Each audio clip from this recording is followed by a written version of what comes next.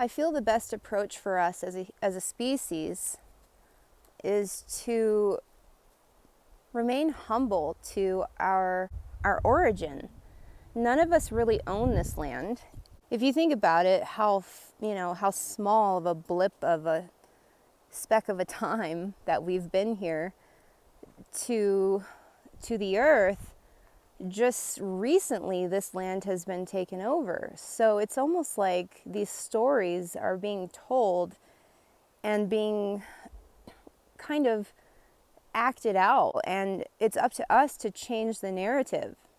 Yes, we have to acknowledge our history. I believe there was a quote I read recently, our enemy is invincible as long as they are invisible. So we really have to take a look at what we're sitting on, who we are, what's in our hearts. We have to be real with the darkness.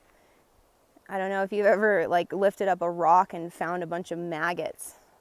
That's kind of what we're dealing with. But at least we know what is there so that we can start the cleanup.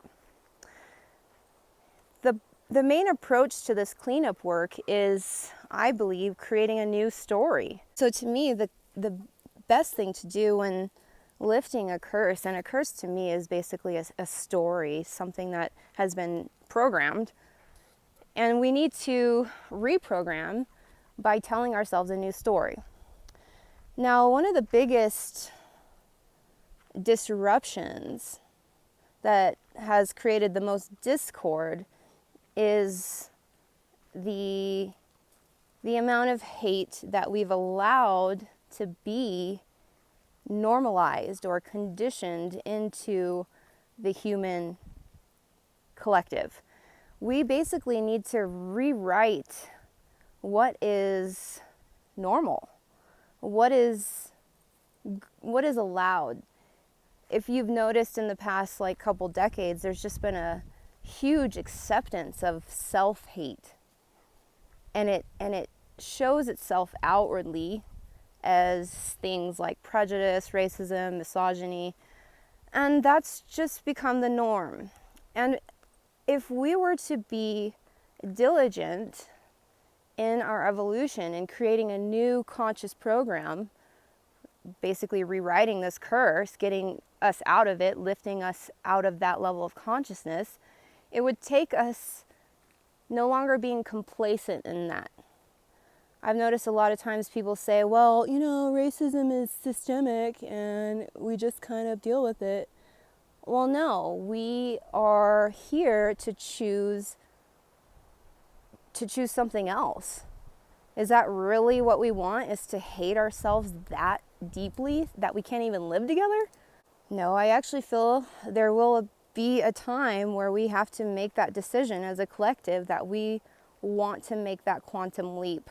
We have suffered enough, we've hated each other enough, we've basically hated ourselves enough, where we want peace. Once we make that choice point, we make that quantum leap onto that timeline, the land will then recreate itself through our consciousness. You see, Gaia is our mother, Mother Earth.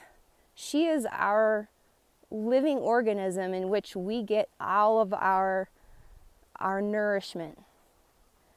She feeds us everything, and that means our level of consciousness. So she is tied into us. We are tied into her like an umbilical cord. So every time we shift, she shifts, and vice versa. She shifts, we shift. So we can do this proactively. We can do this as a species proactively and make the shift before Gaia inevitably does it herself.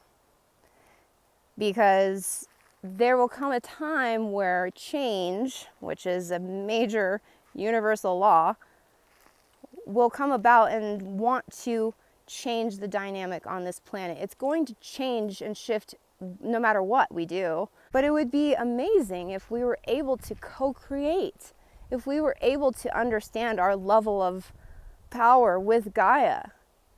And it takes people like you and me to kind of really step up and, like I said, no longer being complacent. So lastly, I just wanted to talk about planetary ascension. Our own ascension goes hand in hand with this planet. As we rise, she will rise, this earth, and she will change her story along with ours. But it's up to us to also be kind of like pioneers. We really have to show up in these areas, these dark spaces that some of us have never adventured to. These are new areas, new spaces within the human psyche and within the land that we must go out onto and heal. Like actively, I mean physically go out onto the land and do ceremony and prayer, meditation, and just giving the earth love straight from our heart. I recently spoke really deeply with the earth. She was telling me that not only is she patching me up, but I'm patching her up.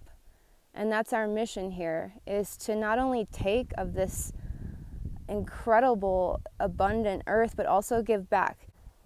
So I've understood that even just our presence on this earth, if we're aligned with our hearts in a sacred space, really allows the earth to heal and shift her vibration as well. So sometimes if you're not feeling called to do anything, it's just about mindfulness and keeping your frequency as high as possible.